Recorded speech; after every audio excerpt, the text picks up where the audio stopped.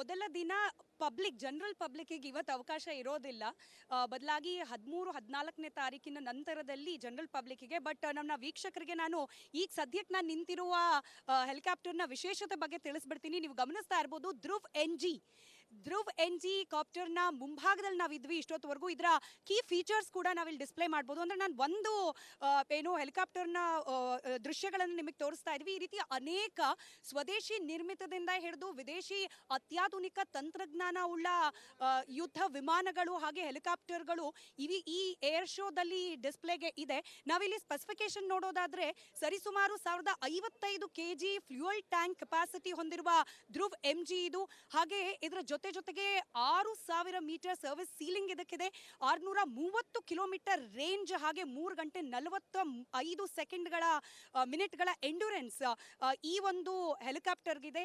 Dhruv NG ಅದರ ದೃಶ್ಯವನ್ನ ನೇರ ಪ್ರಸಾರದಲ್ಲಿ ನೀವು ಗಮನಿಸ್ತಾ ಇದ್ರಿ. ನನ್ನ ಕ್ಯಾಮ್ರಾ ಪರ್ಸನ್ ಮಧು ಅದರ ಕಾಕ್ಪಿಟ್ನ ದೃಶ್ಯಗಳನ್ನ ಕೂಡ ನಿಮಗೆ ತೋರಿಸ್ತಾ ಇದ್ದಾರೆ. ವಿಶೇಷವಾಗಿ ಗ್ಲಾಸ್ ಏನ್ ಗಮನಿಸ್ತಾ ಇದ್ರಿ ಶ್ರುತಿ, TSO ಸರ್ಟಿಫೈಡ್ ಗ್ಲಾಸ್ ಕಾಕ್ಪಿಟ್ ಇದನ್ನ ಒಳಗೊಂಡಿರತಕ್ಕಂತ ಶಕ್ತಿ 1H1 ಎಂಜಿನ್ ಅನ್ನ ಒಳಗೊಂಡಿರತಕ್ಕಂತ ಧ್ರುವ್ NG ಹೆಲಿಕಾಪ್ಟರ್ ಇದು. ಸಾಧ್ಯ ಆದ್ರೆ ನಾನು ಕ್ಯಾಮ್ರಾ ಪರ್ಸನ್ ರಿಕ್ವೆಸ್ಟ್ ಮಾಡ್ಕೊಳ್ತೀನಿ, ನಾನು ಪೈಲಟ್ ಅಂತೂ ಆಗ್ಲಿಲ್ಲ, ಬಟ್ ಈ ಏರೋ ಶೋಗ್ ಬರೋದ್ರಿಂದ ಒಂದು ವಿಶೇಷತೆ ಏನು ಅಂತಂದ್ರೆ ಈ ರೀತಿಯಲ್ಲಿ ಡಿಸ್ಪ್ಲೇಗೆ ಇಟ್ಟಿರುವಂತಹ ಫೈಟರ್ ಜೆಟ್ ಆಗಿರಬಹುದು ಅಥವಾ ಹೆಲಿಕಾಪ್ಟರ್ಗಳಾಗಿರ್ಬೋದು, ಅದ್ರಲ್ಲಿ ನೀವು ಕೂಡ ಕೂರ್ಬೋದು. ಫ್ಲೈಯಿಂಗ್ ಎಕ್ಸ್ಪೀರಿಯನ್ಸ್ ಯಾವ ರೀತಿ ಇರುತ್ತೆ ಅನ್ನೋದನ್ನ ಅಬ್ಸರ್ವ್ ಮಾಡ್ಬೋದು, ಗಮನಿಸ್ಬೋದು. ಕಾಕ್ಪಿಟ್ ಇದೆ ಇಲ್ಲಿ. ಹಾಗೆ ನಾನು ಹೇಳ್ತಾ ಇದ್ದ ಹಾಗೆ ಟಫನ್ ಗ್ಲಾಸ್ ನ ಡಿಸ್ಪ್ಲೇ ನಿಮಗೆ ಇಲ್ಲಿ ಇರುತ್ತೆ.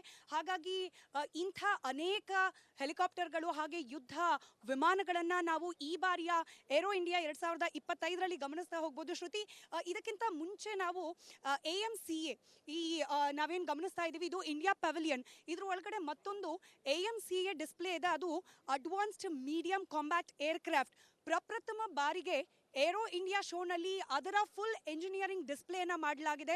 ಅಂದರೆ ಸ್ವದೇಶಿ ನಿರ್ಮಿತ ಆತ್ಮನಿರ್ಭರ್ ಭಾರತ್ ಕಾನ್ಸೆಪ್ಟ್ನ ಅಡಿಯಲ್ಲಿ ಅನೇಕ ಫೈಟರ್ ಜೆಟ್ಗಳನ್ನು ಹಾಗೆ ಯುದ್ಧೋಪಕರಣಗಳನ್ನು ಇಲ್ಲಿ ಡಿಸ್ಪ್ಲೇ ಮಾಡಲಾಗಿದೆ. ಶ್ರುತಿ, ನಾನು ಆಗಲೇ ಹೇಳ್ತಾ ಇದ್ದ ಹಾಗೆ ಇವತ್ತು ಇನಾಗ್ರಲ್ ಫಂಕ್ಷನ್ ಅಂದರೆ ಪ್ರಮುಖವಾಗಿ ಇವತ್ತು ಹಾಗೆ ನಾಳೆ ಮುಂದಿನ 2-3 ದಿನಗಳ ಕಾಲ ಬಿಸ್ನೆಸ್ ಪರ್ಸನಲ್ಸ್ಗೆ ಹಾಗೆ ಡಿಫೆನ್ಸ್ ಏಜೆನ್ಸಿ ಅವರಿಗೆ ಸಂಬಂಧಪಟ್ಟ ಹಾಗೆ ಶೋನಲ್ಲಿ ಅನೇಕ ಮಾಹಿತಿಗಳು ಸಿಗ್ತಾ ಹೋಗುತ್ತೆ, ಸೆಮಿನಾರ್ಗಳಿರುತ್ತೆ, ಹಾಗೆ ಬೈಲ್ಯಾಟ್ರಲ್ ಡಿಸಿಷನ್ಗಳಾಗ್ತಾ ಹೋಗುತ್ತೆ. ಆದರೆ ಜನರಲ್ ಪಬ್ಲಿಕ್ ನೀವೇನಾದರೂ ಮನೆ ಮಂದಿನ ಕರ್ಕೊಂಡು ಏರೋ ಶೋ ನೋಡಬೇಕು ಅಂತಂದರೆ ನೀವು 13-14ನೇ ತಾರೀಕುವರೆಗೂ ಕಾಯಬೇಕಾಗತ್ತೆ.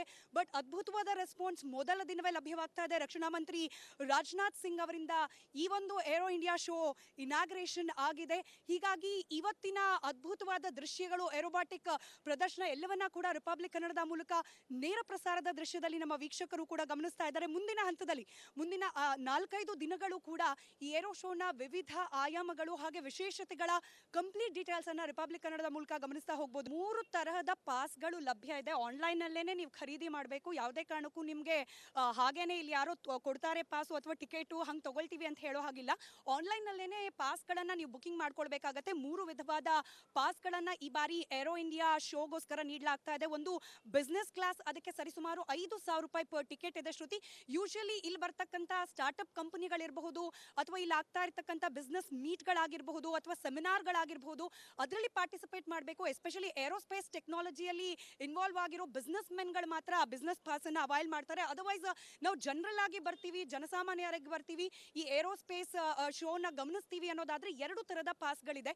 ಒಂದು, ನೀವೇನು ಏರೋ ಶೋ ಆಗುತ್ತೆ ಬೆಳಗ್ಗೆ ಲೈವ್ ನಲ್ಲಿ ಏನು ಗಮನಿಸಿದ್ರಿ, ಅಲ್ಲಿಗೆ ಹೋಗಬೇಕು ಅಂದ್ರೆ ಸರಿಸುಮಾರು 2,500 ರೂಪಾಯಿ ಒಂದು ಟಿಕೆಟ್ ಇದೆ. 12 ವರ್ಷದ ಕೆಳಗಿನ ಮಕ್ಕಳಿಗೆ ಉಚಿತವಾದ ಪ್ರವೇಶ ಇರುತ್ತೆ.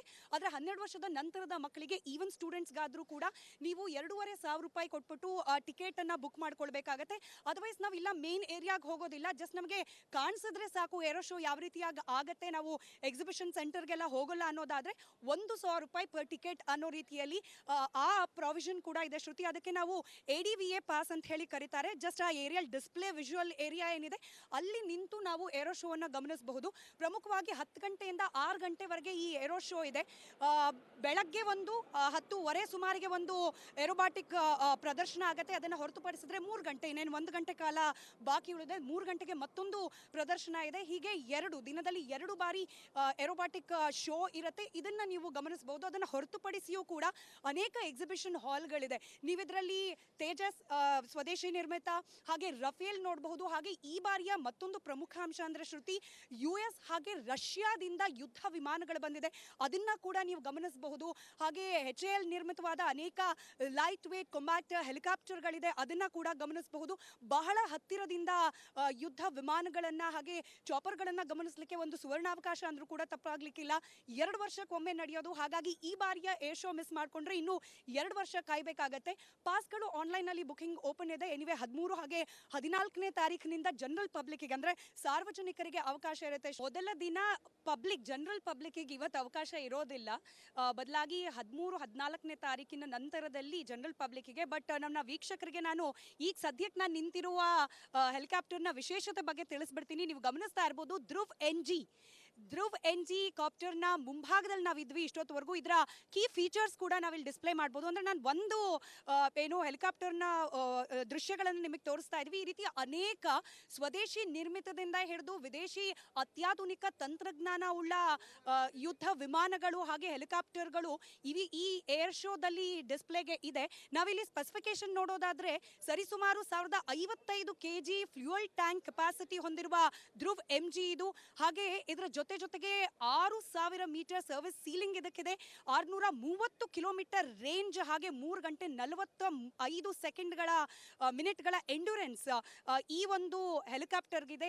ಧ್ರುವ್ NG ಅದರ ದೃಶ್ಯವನ್ನ ನೇರ ಪ್ರಸಾರದಲ್ಲಿ ನೀವು ಗಮನಿಸ್ತಾ ಇದ್ರಿ. ನನ್ನ ಕ್ಯಾಮ್ರಾ ಪರ್ಸನ್ ಮಧು ಅದರ ಕಾಕ್ಪಿಟ್ ನ ದೃಶ್ಯಗಳನ್ನ ಕೂಡ ನಿಮಗೆ ತೋರಿಸ್ತಾ ಇದ್ದಾರೆ. ವಿಶೇಷವಾಗಿ ಗ್ಲಾಸ್ ಏನ್ ಗಮನಿಸ್ತಾ ಇದ್ರಿ ಶ್ರುತಿ, TSO ಸರ್ಟಿಫೈಡ್ ಗ್ಲಾಸ್ ಕಾಕ್ಪಿಟ್ ಇದನ್ನ ಒಳಗೊಂಡಿರ್ತಕ್ಕಂಥ ಶಕ್ತಿ 1H1 ಎಂಜಿನ್ ಅನ್ನ ಒಳಗೊಂಡಿರ್ತಕ್ಕಂಥ ಧ್ರುವ್ NG ಹೆಲಿಕಾಪ್ಟರ್ ಇದು. ಸಾಧ್ಯ ಆದ್ರೆ ನಾನು ಕ್ಯಾಮ್ರಾ ಪರ್ಸನ್ ರಿಕ್ವೆಸ್ಟ್ ಮಾಡ್ಕೊಳ್ತೀನಿ, ನಾನು ಪೈಲಟ್ ಅಂತೂ ಆಗ್ಲಿಲ್ಲ, ಬಟ್ ಈ ಏರೋ ಶೋಗ್ ಬರೋದ್ರಿಂದ ಒಂದು ವಿಶೇಷತೆ ಏನು ಅಂತಂದ್ರೆ ಈ ರೀತಿಯಲ್ಲಿ ಡಿಸ್ಪ್ಲೇಗೆ ಇಟ್ಟಿರುವಂತಹ ಫೈಟರ್ ಜೆಟ್ ಆಗಿರಬಹುದು ಅಥವಾ ಹೆಲಿಕಾಪ್ಟರ್ಗಳಾಗಿರ್ಬೋದು, ಅದ್ರಲ್ಲಿ ನೀವು ಕೂಡ ಕೂರ್ಬೋದು. ಫ್ಲೈಯಿಂಗ್ ಎಕ್ಸ್ಪೀರಿಯನ್ಸ್ ಯಾವ ರೀತಿ ಇರುತ್ತೆ ಅನ್ನೋದನ್ನ ಅಬ್ಸರ್ವ್ ಮಾಡ್ಬೋದು, ಗಮನಿಸಬಹುದು. ಕಾಕ್ಪಿಟ್ ಇದೆ ಇಲ್ಲಿ. ಹಾಗೆ ನಾನು ಹೇಳ್ತಾ ಇದ್ದ ಹಾಗೆ ಟಫನ್ ಗ್ಲಾಸ್ ನ ಡಿಸ್ಪ್ಲೇ ನಿಮಗೆ ಇಲ್ಲಿ ಇರುತ್ತೆ. ಹಾಗಾಗಿ ಇಂಥ ಅನೇಕ ಹೆಲಿಕಾಪ್ಟರ್ಗಳು ಹಾಗೆ ಯುದ್ಧ ವಿಮಾನಗಳನ್ನ ನಾವು ಈ ಬಾರಿಯ ಏರೋ ಇಂಡಿಯಾ 2025ರಲ್ಲಿ ಗಮನಿಸ್ತಾ ಹೋಗ್ಬೋದು. ಶ್ರುತಿ, ಇದಕ್ಕಿಂತ ಮುಂಚೆ ನಾವು AMCA ನಾವೇನು ಗಮನಿಸ್ತಾ ಇದೀವಿ, ಇದು ಇಂಡಿಯಾ ಪೆವಿಲಿಯನ್, ಇದ್ರ ಒಳಗಡೆ ಮತ್ತೊಂದು AMCA ಡಿಸ್ಪ್ಲೇ ಇದೆ. ಅದು ಅಡ್ವಾನ್ಸ್ಡ್ ಮೀಡಿಯಂ ಕಾಂಬ್ಯಾಕ್ಟ್ ಏರ್ಕ್ರಾಫ್ಟ್. ಪ್ರಪ್ರಥಮ ಬಾರಿಗೆ ಏರೋ ಇಂಡಿಯಾ ಶೋನಲ್ಲಿ ಅದರ ಫುಲ್ ಎಂಜಿನಿಯರಿಂಗ್ ಡಿಸ್ಪ್ಲೇನ ಮಾಡಲಾಗಿದೆ. ಅಂದರೆ ಸ್ವದೇಶಿ ನಿರ್ಮಿತ ಆತ್ಮನಿರ್ಭರ್ ಭಾರತ್ ಕಾನ್ಸೆಪ್ಟ್ನ ಅಡಿಯಲ್ಲಿ ಅನೇಕ ಫೈಟರ್ ಜೆಟ್ಗಳನ್ನು ಹಾಗೆ ಯುದ್ಧೋಪಕರಣಗಳನ್ನು ಇಲ್ಲಿ ಡಿಸ್ಪ್ಲೇ ಮಾಡಲಾಗಿದೆ. ಶ್ರುತಿ, ನಾನು ಆಗಲೇ ಹೇಳ್ತಾ ಇದ್ದ ಹಾಗೆ ಇವತ್ತು ಇನಾಗ್ರಲ್ ಫಂಕ್ಷನ್, ಅಂದರೆ ಪ್ರಮುಖವಾಗಿ ಇವತ್ತು ಹಾಗೆ ನಾಳೆ ಮುಂದಿನ 2-3 ದಿನಗಳ ಕಾಲ ಬಿಸ್ನೆಸ್ ಪರ್ಸನಲ್ಸ್ಗೆ ಹಾಗೆ ಡಿಫೆನ್ಸ್ ಏಜೆನ್ಸಿ ಅವರಿಗೆ ಸಂಬಂಧಪಟ್ಟ ಹಾಗೆ ಶೋನಲ್ಲಿ ಅನೇಕ ಮಾಹಿತಿಗಳು ಸಿಗ್ತಾ ಹೋಗುತ್ತೆ, ಸೆಮಿನಾರ್ಗಳಿರುತ್ತೆ, ಹಾಗೆ ಬೈಲ್ಯಾಟ್ರಲ್ ಡಿಸಿಷನ್ಗಳಾಗ್ತಾ ಹೋಗುತ್ತೆ. ಆದರೆ ಜನರಲ್ ಪಬ್ಲಿಕ್ ನೀವೇನಾದರೂ ಮನೆ ಮಂದಿನ ಕರ್ಕೊಂಡು ಏರೋ ಶೋ ನೋಡಬೇಕು ಅಂತಂದರೆ ನೀವು 13, 14ನೇ ತಾರೀಕುವರೆಗೂ ಕಾಯಬೇಕಾಗತ್ತೆ. ಬಟ್ ಅದ್ಭುತವಾದ ರೆಸ್ಪಾನ್ಸ್ ಮೊದಲ ದಿನವೇ ಲಭ್ಯವಾಗ್ತಾ ಇದೆ. ರಕ್ಷಣಾ ಮಂತ್ರಿ ರಾಜನಾಥ್ ಸಿಂಗ್ ಅವರಿಂದ ಈ ಒಂದು ಏರೋ ಇಂಡಿಯಾ ಶೋ ಇನಾಗ್ರೇಷನ್ ಆಗಿದೆ. ಹೀಗಾಗಿ ಇವತ್ತಿನ ಅದ್ಭುತವಾದ ದೃಶ್ಯಗಳು, ಏರೋಬಾಟಿಕ್ ಪ್ರದರ್ಶನ ಎಲ್ಲವನ್ನ ಕೂಡ ರಿಪಬ್ಲಿಕ್ ಕನ್ನಡದ ಮೂಲಕ ನೇರ ಪ್ರಸಾರದ ದೃಶ್ಯದಲ್ಲಿ ನಮ್ಮ ವೀಕ್ಷಕರು ಕೂಡ ಗಮನಿಸ್ತಾ ಇದ್ದಾರೆ. ಮುಂದಿನ ಹಂತದಲ್ಲಿ ಮುಂದಿನ 4-5 ದಿನಗಳು ಕೂಡ ಈ ಏರೋ ಶೋನ ವಿವಿಧ ಆಯಾಮಗಳು ಹಾಗೆ ವಿಶೇಷತೆಗಳ ಕಂಪ್ಲೀಟ್ ಡೀಟೇಲ್ಸ್ ಅನ್ನ ರಿಪಬ್ಲಿಕ್ ಕನ್ನಡದ ಮೂಲಕ ಗಮನಿಸ್ತಾ ಹೋಗ್ಬೋದು. 3 ತರಹದ ಪಾಸ್ಗಳು ಲಭ್ಯ ಇದೆ. ಆನ್ಲೈನ್ ನಲ್ಲೇನೆ ನೀವು ಖರೀದಿ ಮಾಡಬೇಕು. ಯಾವುದೇ ಕಾರಣಕ್ಕೂ ನಿಮಗೆ ಹಾಗೇನೆ ಇಲ್ಲಿ ಯಾರೋ ಕೊಡ್ತಾರೆ ಪಾಸು ಅಥವಾ ಟಿಕೆಟು ಹಂಗೆ ತಗೊಳ್ತೀವಿ ಅಂತ ಹೇಳೋ ಹಾಗಿಲ್ಲ. ಆನ್ಲೈನ್ ನಲ್ಲೇನೆ ಪಾಸ್ಗಳನ್ನ ನೀವು ಬುಕಿಂಗ್ ಮಾಡ್ಕೊಳ್ಬೇಕಾಗತ್ತೆ. 3 ವಿಧವಾದ ಪಾಸ್ಗಳನ್ನ ಈ ಬಾರಿ ಏರೋ ಇಂಡಿಯಾ ಶೋಗೋಸ್ಕರ ನೀಡಲಾಗ್ತಾ ಇದೆ. ಒಂದು ಬಿಸ್ನೆಸ್ ಕ್ಲಾಸ್, ಅದಕ್ಕೆ ಸರಿಸುಮಾರು 5,000 ರೂಪಾಯಿ ಪರ್ ಟಿಕೆಟ್ ಇದೆ. ಶ್ರುತಿ, ಯೂಶಲಿ ಇಲ್ಲಿ ಬರ್ತಕ್ಕಂಥ ಸ್ಟಾರ್ಟ್ಅಪ್ ಕಂಪನಿಗಳಿರಬಹುದು ಅಥವಾ ಇಲ್ಲಿ ಆಗ್ತಾ ಇರ್ತಕ್ಕಂಥ ಬಿಸ್ನೆಸ್ ಮೀಟ್ಗಳಾಗಿರಬಹುದು ಅಥವಾ ಸೆಮಿನಾರ್ಗಳಾಗಿರಬಹುದು, ಅದರಲ್ಲಿ ಪಾರ್ಟಿಸಿಪೇಟ್ ಮಾಡಬೇಕು. ಎಸ್ಪೆಷಲಿ ಏರೋಸ್ಪೇಸ್ ಟೆಕ್ನಾಲಜಿಯಲ್ಲಿ ಇನ್ವಾಲ್ವ್ ಆಗಿರೋ ಬಿಸ್ನೆಸ್ ಮೆನ್ಗಳು ಮಾತ್ರ ಬಿಸ್ನೆಸ್ ಪಾಸ್ ಅನ್ನ ಅವೈಲ್ ಮಾಡ್ತಾರೆ. ಅದರ್ವೈಸ್ ನಾವು ಜನರಲ್ ಆಗಿ ಬರ್ತೀವಿ, ಜನಸಾಮಾನ್ಯರಾಗಿ ಬರ್ತೀವಿ, ಈ ಏರೋಸ್ಪೇಸ್ ಶೋನ ಗಮನಿಸ್ತೀವಿ ಅನ್ನೋದಾದ್ರೆ 2 ತರದ ಪಾಸ್ಗಳಿದೆ. ಒಂದು, ನೀವೇನು ಏರೋ ಶೋ ಆಗುತ್ತೆ ಬೆಳಗ್ಗೆ ಲೈವ್ ನಲ್ಲಿ ಏನು ಗಮನಿಸಿದ್ರಿ, ಅಲ್ಲಿಗೆ ಹೋಗಬೇಕು ಅಂದ್ರೆ ಸರಿಸುಮಾರು 2,500 ರೂಪಾಯಿ ಒಂದು ಟಿಕೆಟ್ ಇದೆ. 12 ವರ್ಷದ ಕೆಳಗಿನ ಮಕ್ಕಳಿಗೆ ಉಚಿತವಾದ ಪ್ರವೇಶ ಇರುತ್ತೆ. ಆದ್ರೆ 12 ವರ್ಷದ ನಂತರದ ಮಕ್ಕಳಿಗೆ ಈವನ್ ಸ್ಟೂಡೆಂಟ್ಸ್ಗಾದ್ರೂ ಕೂಡ ನೀವು 2,500 ರೂಪಾಯಿ ಕೊಟ್ಬಿಟ್ಟು ಟಿಕೆಟ್ ಅನ್ನ ಬುಕ್ ಮಾಡ್ಕೊಳ್ಬೇಕಾಗತ್ತೆ. ಅದರ್ವೈಸ್ ನಾವು ಇಲ್ಲ ಮೇನ್ ಏರಿಯಾಗೆ ಹೋಗೋದಿಲ್ಲ, ಜಸ್ಟ್ ನಮಗೆ ಕಾಣಿಸಿದ್ರೆ ಸಾಕು ಏರೋ ಶೋ ಯಾವ ರೀತಿಯಾಗಿ ಆಗತ್ತೆ, ನಾವು ಎಕ್ಸಿಬಿಷನ್ ಸೆಂಟರ್ಗೆಲ್ಲ ಹೋಗಲ್ಲ ಅನ್ನೋದಾದ್ರೆ 1,000 ರೂಪಾಯಿ ಪರ್ ಟಿಕೆಟ್ ಅನ್ನೋ ರೀತಿಯಲ್ಲಿ ಆ ಪ್ರಾವಿಷನ್ ಕೂಡ ಇದೆ. ಶ್ರುತಿ, ಅದಕ್ಕೆ ನಾವು ADVA ಪಾಸ್ ಅಂತ ಹೇಳಿ ಕರೀತಾರೆ. ಜಸ್ಟ್ ಆ ಏರಿಯಲ್ ಡಿಸ್ಪ್ಲೇ ವಿಜುವಲ್ ಏರಿಯಾ ಏನಿದೆ ಅಲ್ಲಿ ನಿಂತು ನಾವು ಏರೋ ಶೋವನ್ನು ಗಮನಿಸಬಹುದು. ಪ್ರಮುಖವಾಗಿ 10 ಗಂಟೆಯಿಂದ 6 ಗಂಟೆವರೆಗೆ ಈ ಏರೋ ಶೋ ಇದೆ.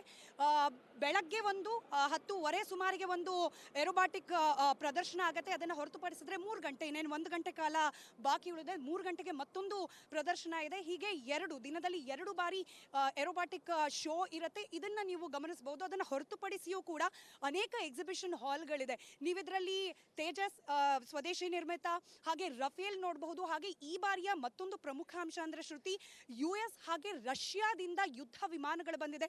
ಅದನ್ನ ಕೂಡ ನೀವು ಗಮನಿಸಬಹುದು. ಹಾಗೆ HAL ನಿರ್ಮಿತವಾದ ಅನೇಕ ಲೈಟ್ ವೇಟ್ ಕಾಂಬ್ಯಾಕ್ಟ್ ಹೆಲಿಕಾಪ್ಟರ್ಗಳಿದೆ. ಅದನ್ನ ಕೂಡ ಗಮನಿಸಬಹುದು.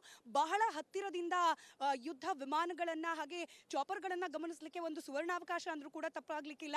2 ವರ್ಷಕ್ಕೊಮ್ಮೆ ನಡೆಯೋದು. ಹಾಗಾಗಿ ಈ ಬಾರಿಯ ಏರ್ ಶೋ ಮಿಸ್ ಮಾಡ್ಕೊಂಡ್ರೆ ಇನ್ನು 2 ವರ್ಷ ಕಾಯ್ಬೇಕಾಗತ್ತೆ. ಪಾಸ್ಗಳು ಆನ್ಲೈನ್ ನಲ್ಲಿ ಬುಕಿಂಗ್ ಓಪನ್ ಇದೆ. ಎನಿವೆ 13 ಹಾಗೆ 14ನೇ ತಾರೀಕಿನಿಂದ ಜನರಲ್ ಪಬ್ಲಿಕ್ಗೆ ಅಂದ್ರೆ ಸಾರ್ವಜನಿಕರಿಗೆ ಅವಕಾಶ ಇರುತ್ತೆ.